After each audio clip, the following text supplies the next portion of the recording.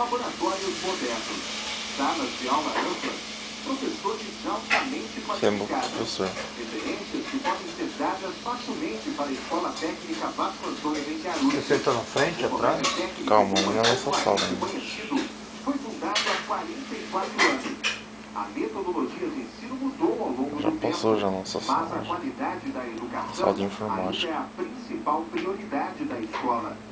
Mas em todas as escolas, a gente tiver um grupo de professor que define como meta melhorar e trabalhar em cima, talvez, às vezes até dos erros, com certeza o resultado sai positivo e tem um comprometimento de todos. A gente tem uma participação forte dos pais aqui.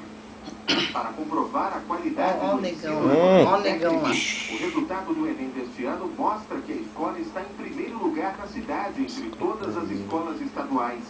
Para a coordenadora pedagógica, a qualidade dos profissionais que trabalham no local influenciou bastante na conquista. E a gente vê que a maioria dos nossos alunos egressos estão inseridos no mercado de trabalho e estão evoluindo dentro das empresas. São 120 professores, 25 salas de aula e diversos laboratórios para os cursos técnicos. E mais de 2.000 alunos, que veem no colégio técnico uma referência em educação. Se você chega no mercado de trabalho e tem 2 currículos lá, um é do ETEVAG e o outro é de uma escola que formou no Enem, com certeza eu vou escolher um aluno do ETEVAG. Ela dá uma base bem forte, assim. Ela prepara realmente o aluno para o mercado de trabalho. Agora são 7 horas.